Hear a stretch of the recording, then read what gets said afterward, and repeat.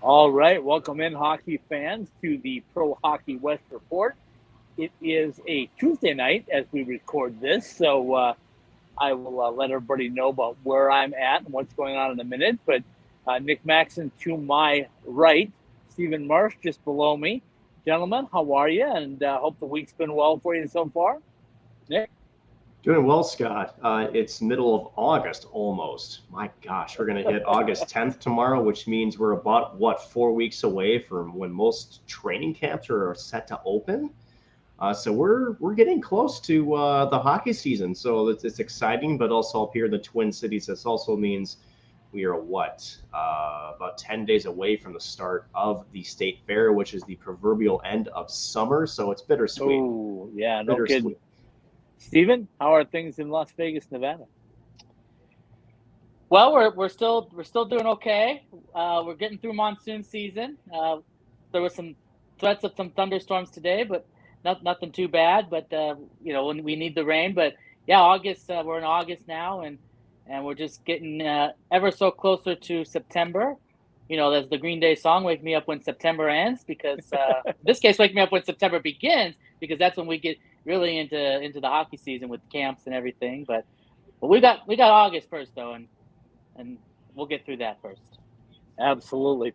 Okay, folks, if you're wondering where I'm at, I'm in the press box at the beautiful Ed Robeson Arena on the campus of Colorado College. Where in the world is Scott?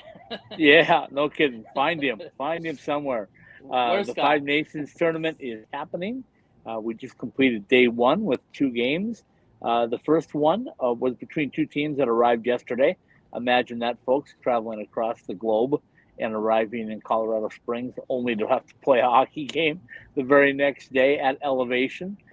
Switzerland and Czechia, easy for me to say, battled it out.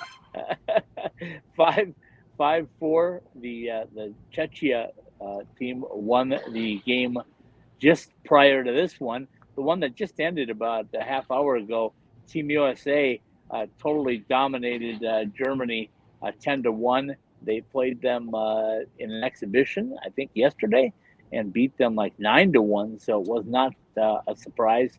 Team USA is just loaded, extremely fast up front, and got solid goaltending. They outshot the Germans 48-12, which is pretty phenomenal. And as we speak, I believe it's still 4-0 at the World Junior Championship between USA and, ironically, Germany as well. So that's where I'm at, and hopefully they'll leave the lights on for me until I'm done. But if not, Stephen and Nick will carry you the rest of the way. So, okay, so news and notes night, because there's still stuff happening in the NHL. Nazem Kadri doesn't have a place to play yet.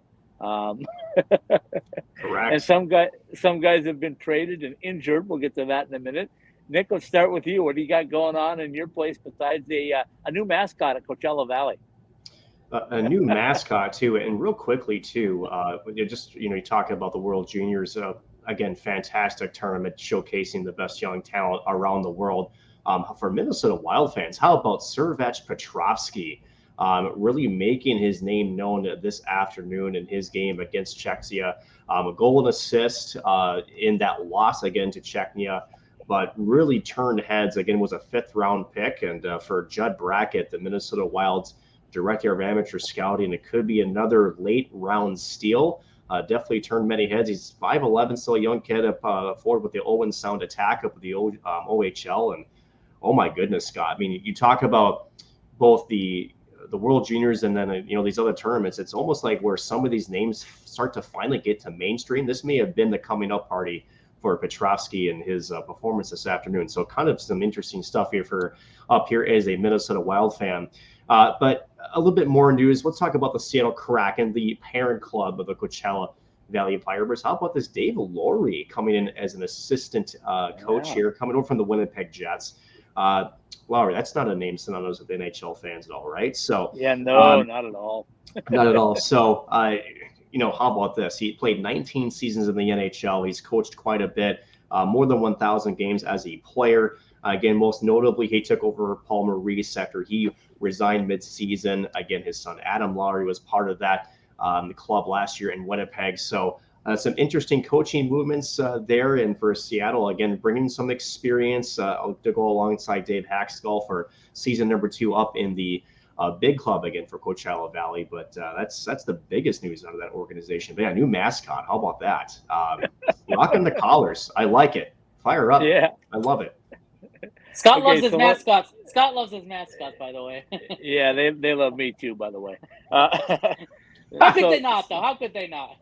Staying on the Coachella Valley and the Seattle Kraken theme, we had goaltender Joey Decord on the podcast last night, and he was talking about his alma mater, the Arizona State University. Almost slipped up. Paul Hornstein would have been throwing darts from New York at me.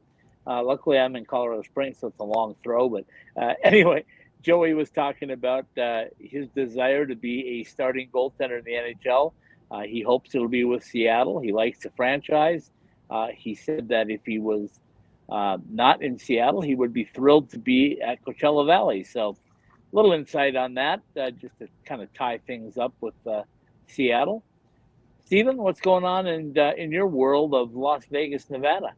Well, before I get to that, we talked about this before, and I think he was asked about when you had Joey Decord on the podcast, is if when Seattle goes to play in Arizona at the ASU Purpose Arena, he's got to start that game, right? I asked him that, actually. Yeah, you did. And what did he say? He said that he would love to, but it was really out of his control. And I said, I know Dave Haxtell, so if I need to, I'll put in a good word for you. And then Paul told me to quit pandering. And gentlemen, in to Joey Decord's favor, there really, I don't think, is a set number 1 goaltender for Seattle right now after the seasons that they have with Drieger and Grubauer. So, I mean, Joey Decord may be the 3rd string goaltender right now, but I still think that starting job is wide open for Seattle. So he may actually, by default, he might end up earning that number 1 spot. You just never know. Well, he's feeling a little left out because ASU's now got this nice arena, and he didn't get to play in it during his time there. And so, of course, the way the stars are aligning, Coyotes are having to borrow that arena, and so of course Seattle will play there at some point, and maybe he'll get to play in that arena as an NHL player, not as a college player, but as an NHL player. Let's stop right there. They are not borrowing; they are renting that building. So there will be dollars exchanged. It's not like it was a gift from the Arizona State Sun Devil mascot Sparky that came by and said, "Here, boys, come play here for 5 years." Just make sure you put the keys back. Just make sure you put the keys back where you found them. Yeah. Okay. Let's move on. Stephen, what's going on in Las Vegas? Well, I want to talk about the World Juniors. Let's have the Vegas connection because in the game with the Czechs and the Slovaks, the draft pick for the Golden Knights from this past draft, Matthias Saplaviv, got a goal for Czechs today. So that was exciting to see that. I remember him came to development camp and had his great personality. He talked about having now the heat of the weather just slaps you in the face when he was here in development camp with. So that was cool. The news out of the Golden Knights camp, out of their roster, we learned that Keegan Colasar signed an agreement, contract extension with the Golden Knights, and I will. And then, of course, Nicholas Wall, that's the one I'll share first because I have that up right now. A 5-year contract extension worth a value of $3 million a year.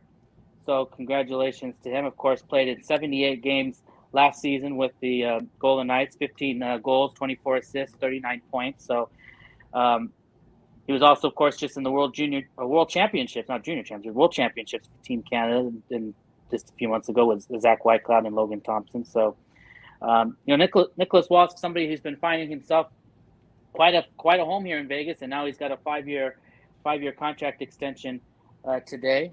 Of course, he also played back in the AHL before he was traded here. So, congrats to Nicholas Wall. And then we go to Keegan Colasar, and they signed him to a 3-year contract extension with an average annual value of $1,400,000.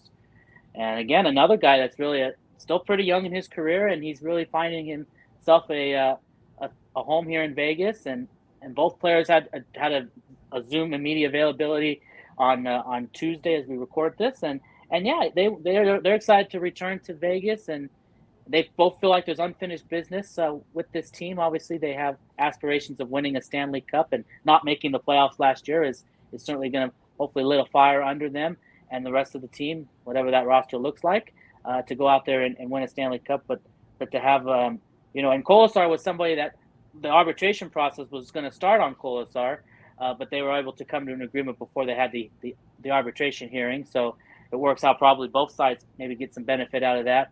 Only for Colasar, he gets a contract that he's happy with, and the Golden Knights avoid going through that process with them, which is always, I think, preferred, but sometimes doesn't always work out in these sort of deals. Yeah, good point. I want to ask this, and I think Nick is thinking the same thing I am. Is there any money left in Vegas to pay anybody? They got 19 players on the roster and like 3.25 left. Are there going to have to be more moves, Stephen, in order to fill this out, or are they going to go with some of these young guys, i.e. Brendan Brisson? And they'll have to, Scott, because, again, the two big RFAs left unsigned is Jake Lecision and then Nicholas Hag. Yeah, and Jake Lecision, if they re-sign him, he'll probably be league minimum. He'll probably be $750,000. He'll still be around that. And so then, the other one is, as you mentioned there. So they do have some flexibility, I guess, so to speak, because of when they did the Shea Weber thing and they got him and they're going to LTIR him. So sounds like they might want to play that game. So if that's what they're going to do, then they have a little bit of extra space to work with, because they are technically over, but because of that situation, they have a little bit of money still to work with. But yeah, Vegas, they love to find out the ways to the cap. I always call it cap gymnastics. That's I don't think I came up with that, but I've kind of embraced, because that's what they're doing all season long, and it seems like they're even doing it here before this season begins. But those would be really the only two moves left, I think, that you'll see. If they get those signings done, and then they should be, depending on those contracts, they should be good to go. I mean, they will be over, but again, because of the LTIR situation with Weber, they should be able to work with that and go with it. So, well, Steve, I think this is another thing that we have to talk about with Vegas is, they've been playing, as we've called it, cap gymnastics per se. I mean, we've seen that with Tampa Bay, but at some point with Vegas, they've had to, even as early as last season, they've had to actually not dress a full roster just so that way they could stay cap compliant. So even if they put the Shea Weber contract on LTIR, I believe that contract only has they got a couple more years left of that Shea Weber contract. But at some point, I mean, are we going to have to see another big money, at least leaving the organization and try to fill out a full roster? Does that mean guys like maybe Mark Stone or, dare I say, Jack Eichel could be moved in a couple of years? Well, the one move I could see happening still, it could be the goaltending situation. It depends on and I think they're going to go forward with Leonard and Brossoit, but maybe if Brossoit, maybe they want to trade him away and clear up a couple million from him and maybe go to the young guy in Logan Thompson. But I don't think that's the way they're going to go. But that would be one option where they could trade away Brossoit if a team's willing to take him on, especially since he's coming off an injury and everything. And then they have a couple extra million to work with there. But I don't know about doing any other moves with the forwards or defensemen. I think they're just going to kind of go with what they have and see what happens. Okay, so let me throw this out there. Their roster is good, right? But is it a gellable roster, if I can use that phrase? Can they bring all this talent, this expensive talent, together? Can they find the right pieces to have a power play that's successful, have a penalty kill? I mean, you can throw lines out there. We've seen that dominant line of Marchessault and Carlson and Smith play really well at times, but can you roll four lines and be a very good team in the West? Can you compete with the Colorado? Can you compete with an up-and-coming Kings team? I think that's going to be the question. The other thing is if you can't, what moves do you make? I mean, I know Jack Eichel's the highest paid, but he's also one of the younger stars, so I would think they would want to keep him around. We don't know really yet, do we, about Mark Stone and his back surgery and how he's coming along? So where could he end up again? That's a big wild card too, because Mark Stone has got back issues and he's having surgery, and we think he'll be okay for the regular start or for the start of the season. But back issues, they can be tricky, and they can be something that you kind of deal with for the rest of your career, at least certainly, and probably for your life too. You always will have a nagging thing there. So, is he going to be what he once was? Is he ever going to get back to the Mark Stone that Vegas knew of him, but when they got him, and of course he's getting $9.5 million. So that's a big chunk of your $82.5 million right there. So it's you're gonna have to hope that Mark Stone can do Mark Stone things and score and be the leader that they're paying him to be on the ice, off the ice. Of course, you got a new coaching staff, so that's going to be the big question for them too. Is what bringing Bruce Cassidy in and John Stevens, the assistant coach, some other coaching staff changes that they've made. What can they bring, and the experience that he has and they have to get things going. I think the big thing that might be exciting is to see if Bruce Cassidy can get the power play going. As you mentioned, special teams has been a real struggle for the Golden Knights the last couple of years, last few seasons. So but again, a coach can't do it himself. It's got the players on the ice have to do it, and they have to buy in, and they have to have the skill set to do it, and we'll see what happens. But it's going to be interesting. It's the division. I think they can certainly win the division. The Pacific's always kind of that division where it's certainly a winnable division. But we looked at last season, and Vegas had, even though they didn't make the playoffs, they still got over 90 points, and that didn't get them in. So it just shows you how better the league is getting too, and how much tighter the West. In the West, yeah. I mean, and injuries too, right? So I mean, Mark Stone. You talk about what double jeopardy he really plays for Vegas. If he's on the ice, he's costing you again that steep contract, but also if he's off the ice, he's injured. Scott and Steven, it's hard to replace that level of talent too, which makes them kind of thin up front. So I mean, they need Mark Stone in the lineup. They need his offense. They need his defensive game too. I think is very much really something good. We don't. Really, I mean, it's appreciated, but I don't think we talk about it enough of how good Mark Stone is also in his own zone. So I think the key really is to have that coaching staff, as you mentioned, Scott and Steven, is can they get this team over the hump? I mean, you kind of think two names that kind of jump out to you, the things kind of go off the rails. How about Jonathan Marchessault, and how about even Alec Martinez, guys that are on maybe 2 years left in their deals? They're you retain some salary, you could trade off some pieces, but again, that's worst case scenario for Vegas. There's no question this roster is assembled to try to make a deep playoff run. I know Vegas has won the Stanley Cup in the first 5 years. Well, I think we missed that boat a little bit, but they're still in that championship window from inside their own office. So a lot of things. I think it was Cup and 6. So I think we're still on the roadmap here, Cup and 6. So this is the season. So we're gonna get the parade. We're going to get the parade route ready now. Okay. We'll all be waiting on that. Okay. They're still zamming the ice here, and the lights are still on, but I think we're getting close. So let me go with my two teams just in case it becomes time for me to exit and make the 1 hour drive back up to Denver. The Colorado Avalanche, the big story there is Nazem Kadri. Is he staying? Is he going? Are they going to make another move? Is this all a normalcy in Long Island or on Long Island, where they just wait around, all of a sudden, whoop, he signs and they're good to go. I think it's really odd that this has taken so long. I think that maybe the Avalanche would really like to have him back and are kind of hoping to find a dance partner to move about $5 million so they can make this happen. I said this before, guys. If I'm Joe Sakic, I don't mind getting rid of a guy like Girard, Samuel Girard on defense, because I know what I've got coming. We're watching one of them in Sean Barron's in the World Juniors right now. He's next in the pipeline.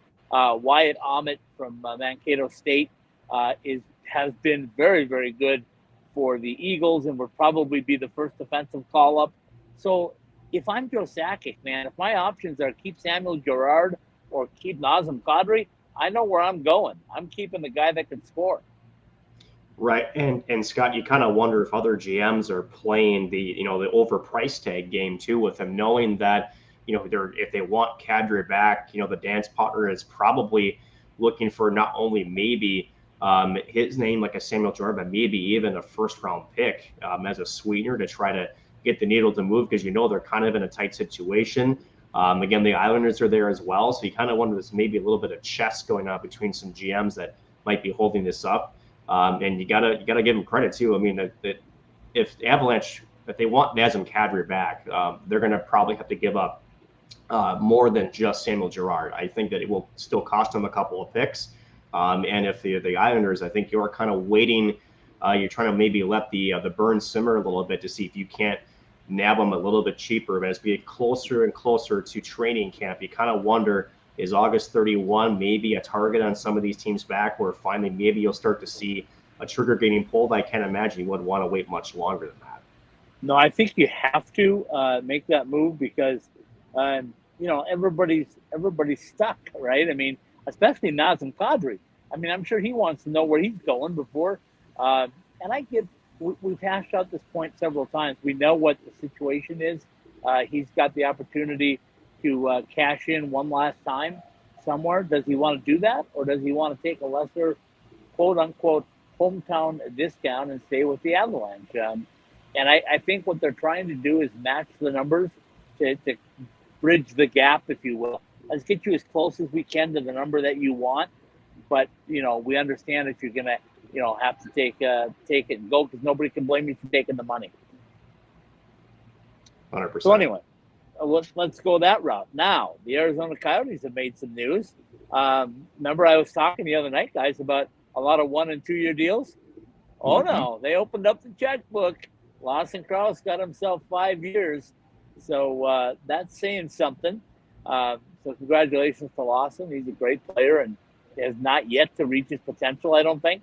A big body who can throw the body around and doesn't mind scrapping if he has to, and can also score if he's put in that position. So he's a pretty valuable asset. And, that to me, I don't know what the Coyotes are doing. They had to do something pretty soon because they're going to be well below that floor of the cap if they're not careful. One other thing with the Coyotes, Logan Cooley scored tonight, and a lot of fans were. I saw some pictures of the video at the game. There were guys in Colorado or in Arizona jerseys cheering him on. So there's at least a couple people in Edmonton that know who Logan Cooley is. Yeah, and some Minnesota Gopher fans are going to know him really well, because you talk about how dangerous that combination up front will be for Bob Motzko with Logan Cooley and also Matthew Nyes. Unbelievable, right? Unbelievable player. Again, we saw that goal that he scored, the second goal for the United States here again against the Germans in tonight's contest, which is still ongoing. Incredibly quick feet, drove the net hard. It was able to corral a pretty quick pass and was able to jab home a rebound. So pretty good hands in tight, and again, great scoring ability, and shows it here on the international stage. Steven, you got any thoughts on those two teams? Well, I'm just amazed that the Coyotes have that kind of money to spend. What are you talking about? They've got all the money in the world to spend. Well, they do. I get on salary cap, but do they on really? Salary cap, do right. they really have the money? Anyway, Well, that's true. That's They don't have to. all That's true. They don't have to pay a year at a time. But and that they were able to give somebody a guy a 5-year contract, so that's good. They're at least putting some investment there. He's going to get quite familiar with playing at ASU's multi-purpose arena if he's going to be there for 5 years. So he'll get a lot of games. He'll be there. He'll be there the whole time. the whole time. And beyond that, we don't know. We will have to see what the timeline is and everything. But One more thing I want to say about the Coyotes. Zach Cassian is putting on a real front, saying how much he's going to love playing there in that quote unquote intimate environment. And I'm going like, man, I don't know. That sounds like a hard sell to me. I just can't get over it. Since this has come down and everything is just, I just told it's hard for me to wrap my head around that an NHL team is going to play in an arena that size, and I'm excited. I'm excited to see it transpire, just because I want to see this. Okay, stop a minute. Excited is not the right word. No. No. And you kind of No, wonder, Scott, too, right? And Stephen, are we feeling the same way if the city council of Tempe comes out tomorrow and says we have struck down the deal to build something in Tempe? Are we really this excited because that 5-year deal could only mean one season and that the NHL may be forced to relocate this squad? Yeah. I'm not excited. Like this is a good thing. I'm excited just because I want to see it. I want to see it happen. I still won't believe it until I see it. Until I see it happen. Well, what I'll tell you is, like I've been hearing, is your Stars are going to find a night off when it's played in Tempe, and that's sad that they are going to be forced to do that, but they are. If they don't, I will be shocked, and they will be pressured by the NHL and the NHLPA to don the skates and play there. But goodness gracious, I mean, is it gonna be in a weird way? Are the Coyotes going to have the best home ice advantage in the NHL? No. No. Okay. No, and it's sad that we're having this conversation, right? I know it is. Because at the end of it, it's definitely a novelty. It's something that's so unprecedented. It's something that really should have been avoided. I can't believe the NHL is letting it go forward, but they don't have another choice. At the end of the day, Stephen, this is we're not. I want people to understand. I think, Scott, you would agree with me this. The Arizona Coyotes and the NHL are not doing this for the fanfare. They're just because they don't have another choice. The city of Glendale kicked them out. So it's not like this is something where you're really trying to, and honestly, it could be that Hollywood sort of, where it's, bad press. Sometimes it's good press. And maybe because we're still talking about him, maybe that's the idea. But I mean, really, again, this storyline is still just getting started. Again, we still don't know the future of this club beyond just a proposal and that the city council is talking about it. So, again, to me, will it be cool to see an NHL game in a college arena? Yeah, sure. Especially a brand new building. Again, to Scott's point, he's made plenty of times. You feel bad for Arizona State because some of the thunder will be stolen from this, and that's not good at all for the game of hockey, especially at the college level. But the interim, we'll know very soon, probably within a few months, I would guess. I would say, Scott, probably before the end of the calendar year at least, really where the future of the Arizona Coyotes lies, and it's in the hands right now of the city council committee. Okay, I'd like to agree with you on that under normal circumstances, but here's what I think lies ahead. By the end of the calendar year, I think you are correct in the fact that Tempe City Council will make a decision. They may very well make the decision to go ahead with the project. Now is when the lawsuits start, though. We already know that there's a potential for an EPA, depending on how bad the soil is, or can it be built on, and can it be built on in X amount of time. We know that's a possibility. We already know there's a possibility with the airport. The airport commission is not happy with the thought of that structure and that many people being put basically at the end of a runway. It happened the same way for the Arizona Cardinals when they tried to build their stadium there, because what ended up happening was the airport put so much pressure on them and put threats of a lawsuit and all this that finally the Cardinals said we're gonna have to look somewhere else because this could be tied up in court for years. So that's the two that I know of. I also have been hearing talk about the people that are living in the area saying that they don't want it. So there's a whole bunch of things that have to be unpacked, but just a yes vote from the city does not mean that that's going to start the process. It just basically means that they're are going to have to negotiate some more hurdles.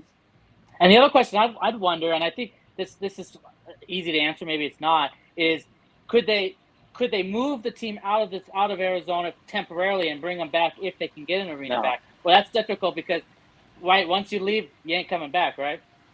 Pretty much. I've never heard of that ever happening at any level where you move them and bring them back, other than well, not really moved and brought them back, but Calgary, Winnipeg, their teams left, came back, but they came back under different circumstances. And the problem with Arizona is it's always going to come down to having an arena in the right spot.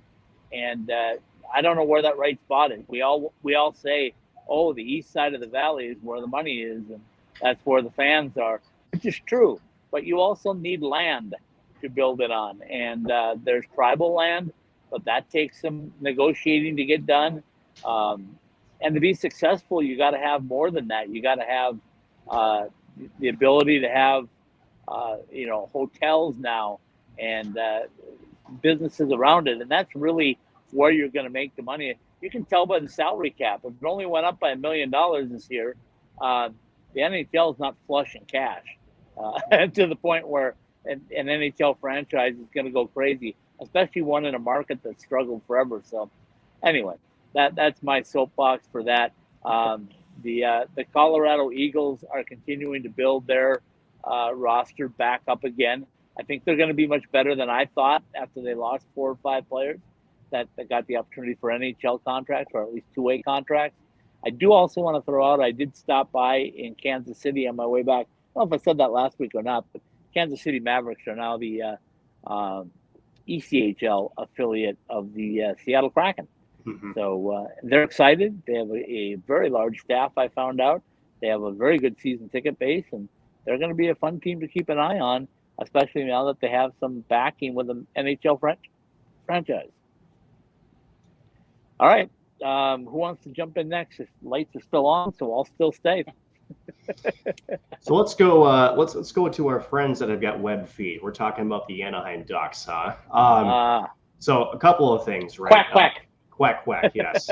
Flying V, here we go. Speaking of flying Vs, though, one thing that they did add was some scoring punch. How about signing first-round pick Nathan Gauthier to his entry-level deal? Again, the 6'3" center coming from the QMJHL, almost a point-per-game player in his career, over 112 points over his 116, I believe, QMJHL career. So that's pretty solid. And then how about this? Speaking of prospect pools, and you talk about the World Juniors, they started up today. How about this? 6 Ducks currently representing that squad in the World Junior stage for Team Canada. It's Mason McTavish, Olin Zellweger, and of course Nathan Gauthier. We just discussed him. For Team USA, Ian Moore and Sasa Pastujov. And then for Team Sweden, Callie Klang. So, Scott, when we talk about prospect pools and we talk about teams that are up and coming, Anaheim has got one of those prospects already onto their roster, Trevor Zegras. He made a pretty big name for himself for the World Junior stage. And for Anaheim, a team that's certainly on the rise, there's still probably some pieces away. They'll be better this year. But, you got to be excited for Ducks fans because you've got that high-level talent. If you're on a World Junior Championship roster, you got 6 guys in there. You're doing pretty well to be building your young core back up from the old days of Getzlaff and Corey Perry. Yeah, Steven knows him really well as well. That was his big team in the days of Corey Perry. But I will tell you that I really believe in that young talent. I don't know if they're a year or maybe 2 away, but I've seen a lot of that young talent, not only in college at the National Development Program, and then also battling in the World Juniors, as you said. Their talent pool is deep. It's just now a matter of blending it and getting some really good goaltending. And do we still know what's going on in goal with Anaheim? I don't know if we do. John Gibson, again, that's who we're talking about, right? He's under contract. If you're Pat Verbeek, the GM of Anaheim, you got to wonder if there's more conversations behind closed doors that we're not aware of for John Gibson.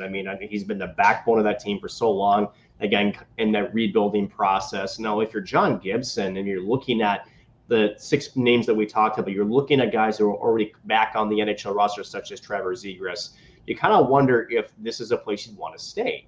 Let's look at the Los Angeles Kings. I would think, besides Vegas, I think they catapulted themselves up to be, I would say, the favorite in the Pacific Division with some of the moves that they finally made. It took them a while, but Anaheim is still in the forefront of that. So does he want to stay through that, or does he want to go to a cup contender?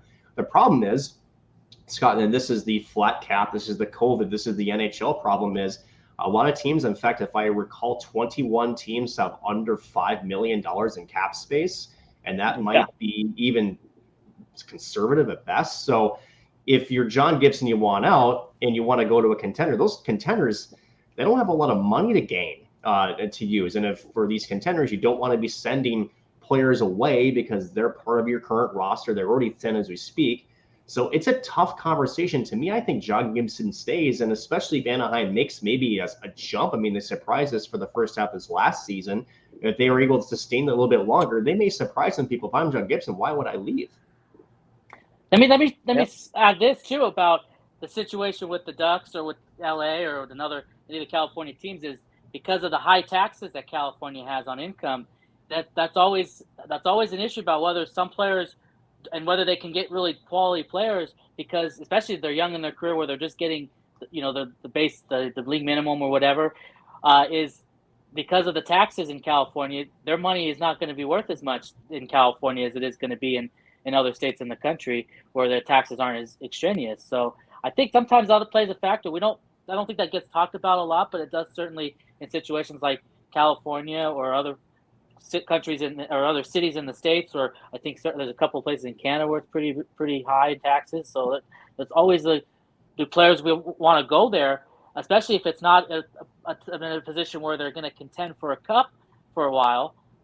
Do they want to take some of their years and the money that they'll get, which is not going to be as much as it's going to be in other places. So, and to go on the money too, John Gibson signed through 2026-27 at $6.4 million a season. So that's going to be a tough contract to move. So to me, I think John Gibson's your guy unless someone else comes in and takes his job away.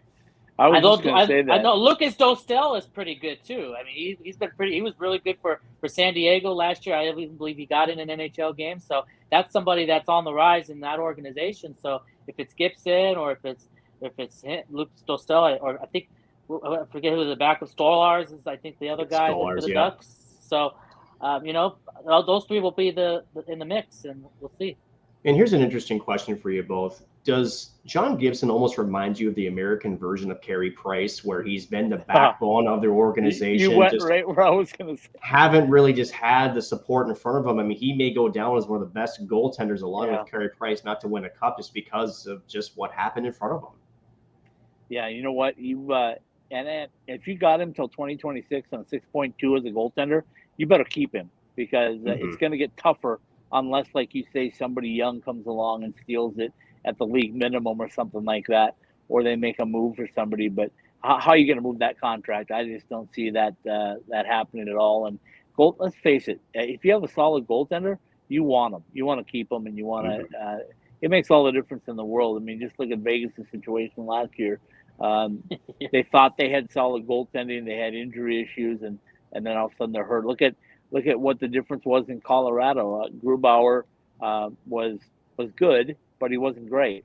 And Darcy Kemper wasn't necessarily great, but he was good enough, great enough, I should say, to win a Stanley Cup. But even then, he moves on, and they rebuild with a new goaltending tandem in Colorado as well. So, I mean, that's just the way it goes with that kind of salary cap. And the Kemper situation, that's a rare occurrence. That's usually you really need solid goaltending to win a Stanley Cup. But Colorado was maybe able to do it because they were able to score so much and everything that they were able to. I mean, Kemper was good, and he but he wasn't like overly just not like a Vezina he didn't have to be. Goalie, that's the beautiful part. But I'm saying doesn't happen every playoffs.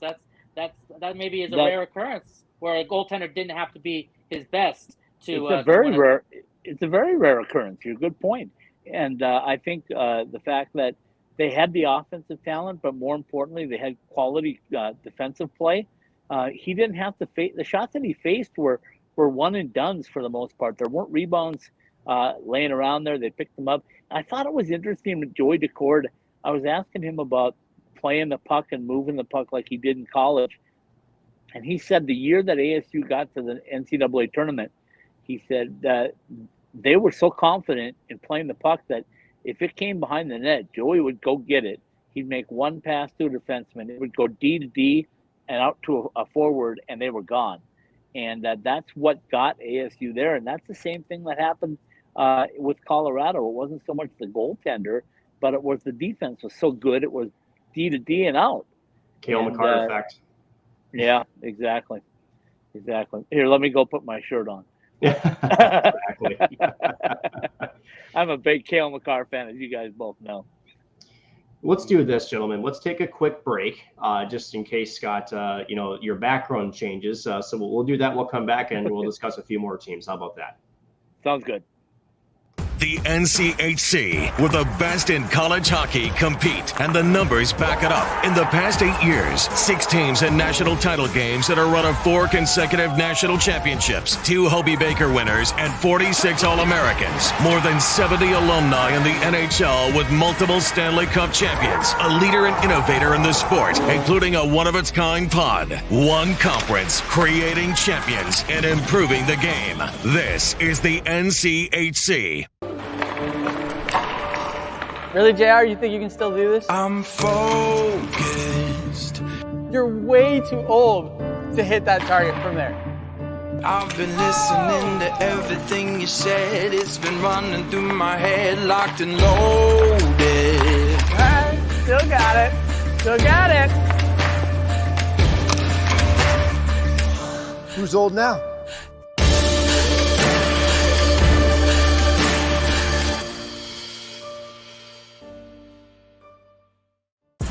More than 140 live games from the nation's best college hockey conference. Ready for you wherever you are, however you want to watch. Your favorite team is on NCHC.TV. On your phone, tablet, or stream to your TV. Subscribe now to watch the best in college hockey at NCHC.TV. If it's NCHC hockey, it's on NCHC.TV. All right, welcome back in, hockey fans. We're back. I'm still in Colorado Springs at Ed Robeson Arena for the time being. They haven't kicked you out yet, Scott, huh? Not yet. I'm hanging in there, but there's not many people left in here, and the Zambonis quit on the ice right now, so I'm sure they'll want me out of here shortly. Stephen Marsh from Las Vegas, Nevada, Nick Max from Minneapolis, Minnesota, and we're talking a little bit about the Pacific Division, both AHL and NHL. Most of it's been on NHL, but AHL stuff still kind of happening. Things are kind of moving around. We talked about the new Coachella Valley mascot, and you go like, why is that important? But that's enthusiasm, right? They're bringing out some enthusiastic people to make it roll. Fuego is his name, and if there's one thing that is so important with sports franchises, and this is, regardless of what level you're at, Scott, is you have to be able to connect with your community. They're the ones that are going to be supporting you, and not just with ticket sales, but also corporate sponsorships. I mean, you can't just, plant your flag and then sit there and wave it. You have to go out, you have to welcome people in, you have to make them want to be there. So yeah, Fuego, bring in the heat, bring in the fire. Yes, that was cheesy. I don't care. But it's all part of the fanfare, and especially for Palm Springs, California, which is where Coachella Valley will be housed. They don't really have a professional sports market there, so this is a very new thing for that area. They're more known for the relaxing vacations, the summer heat, which happens to be more than just the summer, just for those who know the climate, and some good dining, and being 2 hours east of LA, so a nice little escape from the downtown rumblings. So you have to be able to go out and engage in your community. So the mascot's part of that. Again, it's going to excite the kids, which is a big part of it. And hey, why not? Everybody else has got one, and now they do.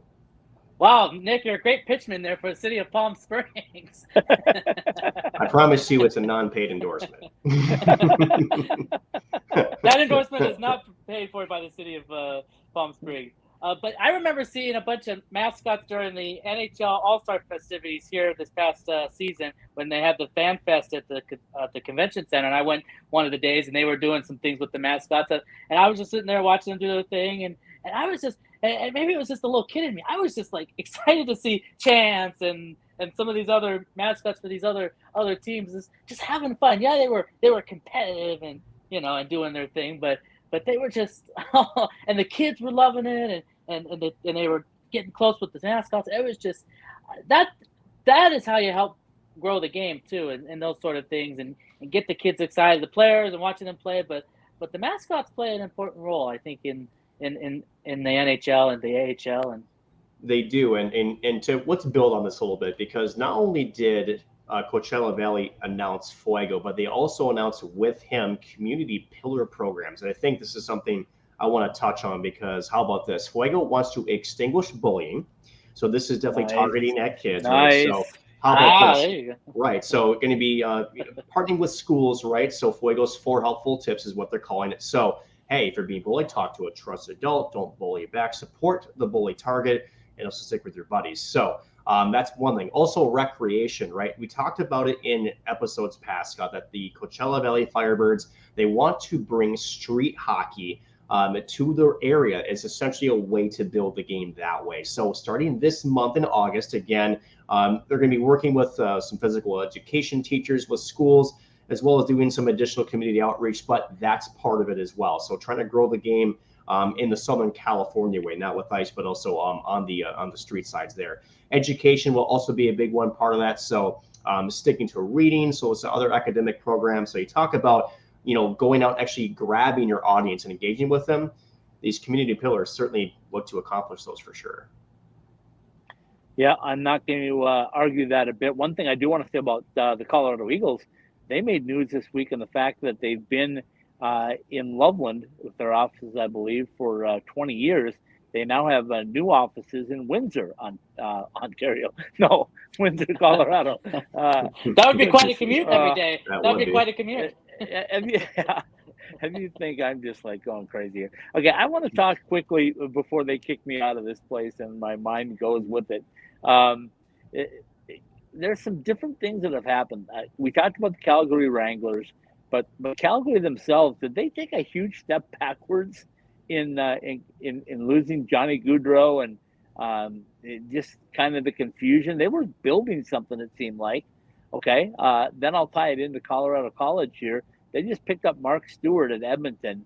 They recruited him away from Colorado College and brought him up there as an assistant coach. So Mark Stewart now with the Edmonton Oilers.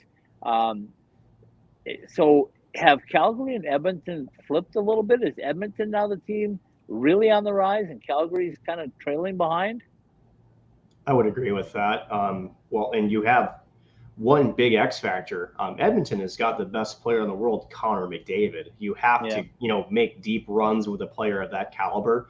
Made it to the Western Conference Final this past season.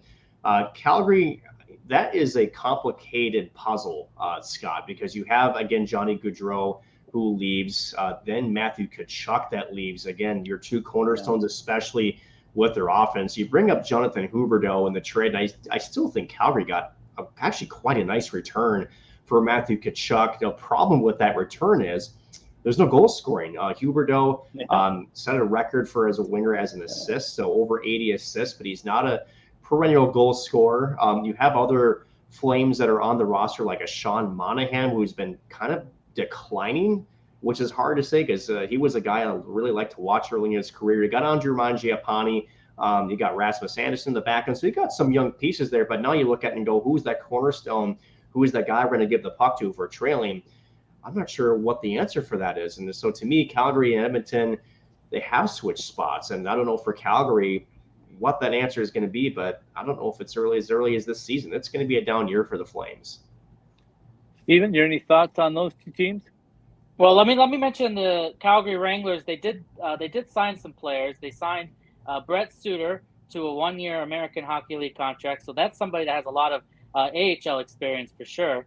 And, took him away from Ontario? Took him away from Ontario. So, he's been in Quad City, Abbotsford, Charlotte, Iowa, Ontario for the last 6 seasons. Of course, his father is Daryl Sutter. So, of course, he's back in the same organization as his dad is. So that might be a factor there. But so Suter will be an important for the Wranglers.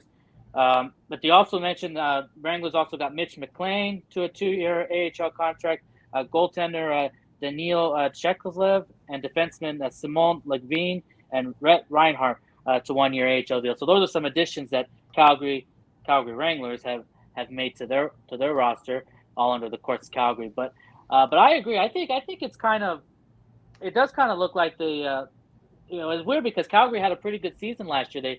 They were the top of the division. They had a great season. And of course they went to the second round and lost to Edmonton. But yeah, I mean, it's kind of interesting now. You look like Edmonton, of course, has been the team that's been expected to kind of do well. As you mentioned, they have probably one of the best lines in hockey, right, with the McDavid line, and it's just you wonder when they're finally gonna get over the hump. Last year was definitely a big progress for them, and they only are getting better. So certainly Edmonton looks like they're the better of the two right now.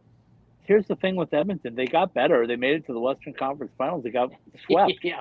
I mean, so yeah, they got closer, but is close what you want with Connor McDavid? Or do you have to get over that hump, get at least into the Stanley Cup final? And, not trying to be a homer here in Colorado, but how are you going to beat that Colorado team? They didn't get worse. But they weren't even making they lost. But they weren't even making the playoffs for a little while there, too. So they got in, and they got all the way to the third round, which is saying something. They lost to Colorado, which, of course, was the best team. So, I mean, it's... Well, my point... Go ahead, Scott. The goaltending is always the big wild card there. That's the big wild card there. Obviously, but like I said, is if Colorado thinks they're built for 5-year run to win the Stanley Cup for 5 years. So if you're Connor McDavid and you're facing that, what's it going to be like in 5 years? How old is Connor McDavid going to be? What's the skill level going to be like in 5 years? It's interesting, Scott, because, you talk about 5 years. Connor McDavid's contract has only got 4 years left. He's only signed through 25, 26. Again, a steep price tag, 12.5. But you've got a lot of contract expiring after this season. So let's talk about just a few of them. I'll write this. Jesse Puljujärvi, who I can't believe is still at Edmonton Oilers because of how many times he's wanted out. Derek Ryan, Matthias Janmark, Devin Shore, just name a few. And then Slater Cuckoo, and then Evan Bouchard at the back end. And then, again, Stuart Skinner. But at the end of it, again, the question's always been in goaltending.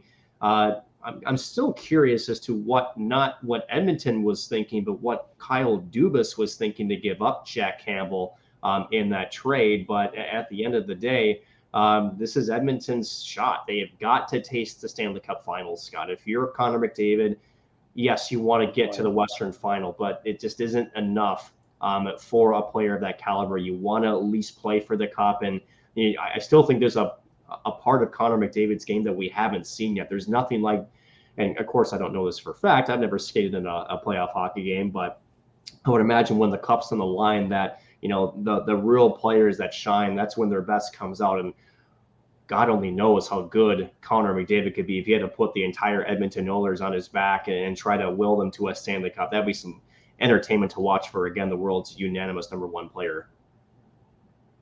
I mean, look what happened with Steven Stamkos once he finally got a taste of playing for the Stanley Cup. It seemed like he really took it to another level, and finally all those years of grinding through and everything, he not only he got 2 cups and got to go to three straight finals. So of course he's had to deal with injuries and stuff too, but which was I guess part of that. But he's one of the best in the game, and finally when he had an opportunity to play in a Stanley Cup final, it seemed like he took it up to another notch. So that would be the same for McDavid and those guys when they got that opportunity to compete for a cup in that Stanley Cup final. Okay, so I don't know if we have time, but Nick's looking like the beauty tonight. So do we need to leave you some time for the beauty, or is that I do want to mention one more Oiler related news. This is for Tyler Benson. They signed him to a 1-year, 2-year, two-way contract for the next season. Of course, he's played in 29 games for the NHL for the Oilers last season, but he's also spent some time with the Bakersfield Condors, and this is his 5th pro season, so he's still a pretty young player. But so an Edmonton native as well, so it's cool for him to be able to play in his native Edmonton, and of course was selected by the Oilers. So there's somebody grew up in Edmonton, drafted by the Oilers, and is still in their organization and played some pro games for them, and of course they spent time with Bakersfield as well. Childhood dream, right? Holy cow! I mean, you're living it, and that's quite the beauty of a story, right, Scott? I think is what you were trying to do, right? Yeah. Yes, that's why Nick yes. is a professional here. He's going to segue there. I fake it well. I think we'll spend a little bit more time on the Beauty League next week, when I roll out a feature. But I think, speaking of beauties, one thing I didn't know, everybody knew that Dustin Brown's number would be retired next season. I didn't know that they were actually going to unveil a statue outside Crypto.com arena. Yes. And a couple of people had asked me about this and said, why would the Los Angeles Kings unveil a statue of Dustin Brown? Now, for us, I think all three of us follow the game pretty closely, right? And Dustin Brown isn't maybe the household name that jumps out to us as a statue of Dustin Brown. But if you think about what he's done for that particular organization, again, a cornerstone to their two Stanley Cups in 2012 and 2014, the all-time leader in games played at over 1,200, just actually shy under 1,300, by the way. So he will join just a couple of players to have their jerseys retired, but at the end of the day, still a pretty big record holder for the LA Kings organization. 712 career points, over 3,600 hits. Again, the physical side of his game was always something that really translated well in the playoffs. Again, was a longtime captain. So to me, if you look at it that way, and let me ask you guys this, does Dustin Brown deserve a statue outside Crypto.com Arena? I think from the LA Kings lens, he does. I think it's well-fitting and well-deserved for really a big part of the core. I think you might even see guys like, say, Jonathan Quick and Anze Kopitar join him, not in the too distant future. Yeah, I think I relate that immediately to Shane Doan at Arizona, except Dustin Brown does have the 2 cups, which elevates him even a little bit more. But Dustin Brown also had some better players around him than Shane did the entire time. But there will be a statue of Shane Doan if there's still an NHL team in Arizona. There has to be, because he is and has been the face for nearly 25 years. Now, the question will be is there going to be a statue of a Doan in front of ASU? Is it going to be Shane or Josh? I would say you might get both. You might get both the way things are going. You never know. Well, I just wonder, though, is it kind of – I mean, he just retired, and they're already going to put a statue of him out there. I mean, you think about the statues that are out there. I looked at – just looking it up now, you've got Magic Johnson has a statue out there, Kareem Abdul-Jabbar, Shaquille O'Neal, Jerry West, Elgin Baylor, of course, Chick Hearn. Those are Lakers. And for Kings players, you got Wayne Gretzky, Luc Robitaille, Bob Miller, of course, their longtime announcer. I mean, Dustin Brown is – that's more statues than we can put in the multi-purpose arena. Yeah. You got to put those outside. That's a lot of statues. They have a lot of space out there. I mean, okay. I do think, yeah. It's no, just why wait? Why wait? I mean, if you don't question, Dustin Brown has done a lot for the Kings organization, but it seems like as soon as he retires, they want to do this. I guess if you're going to do it, why wait to do it? But to me, if you're going to get a statue, you've got to be the best of the best of that sport, or that at least that team and what you represent. Maybe Dustin Brown is that. He did bring the Kings, helped bring the Kings their first Stanley Cups in 2012 and 2014. So that was a big deal, obviously. And so I don't know, but I was reading some of these names. Some of the great basketball players ever, and Kings players. There are a lot of Laker players out there, so maybe you got to get some more hockey guys out there and kind of equal it out a little bit. So I guess that you got a whole city. Yeah, you got a whole city is what you got. Whole city. But I don't know. Like, if you're gonna do a statue, I don't know. It's almost more awkward, and maybe this is just me, you two, that you retire his jersey and then later you do a statue. I don't know. So maybe that was their thought process. You do them all at once. So maybe, it's sometime next January, if I recall, is the time that they're going to be doing this. In fact, real quick, I believe it's February 11th is when it's going to happen there down at Crypto.com Arena. So first of all, heck of a career. And again, I think for hockey fans in the Los Angeles area, I think he is sort of the icon, minus Anze Kopitar and maybe, as I mentioned before, Jonathan Quick. And if he gets a statue and his number retired, I imagine those other two would probably get those two as well, and maybe a year or two as well. Yeah, I think for sure. I think if you're going to give one to Dustin Brown, you definitely probably got to consider giving one for Jonathan Quick and certainly Anze Kopitar, because they're just as important to the Kings organization as Dustin Brown has been in his career. So I think when those guys retire, if you're going to do it for Dustin Brown, you definitely have to really consider Jonathan Quick and Anze Kopitar. You guys didn't think we could go an hour. We've already gone an hour plus. So we didn't even get to Max Pacioretty. we handled it. We didn't even get to the Pacioretty news. We'll have to say that for next week's show. Yeah, maybe we'll have more news on it. It was just breaking kind of tonight. So, all right. Well, I got to leave here because I got an hour drive back to Denver. Then I'll be back down here 3 more times this week to watch the best under 17 players in 5 nations. So how's that for a tie-in? I'll give you one more Joey DeCord story.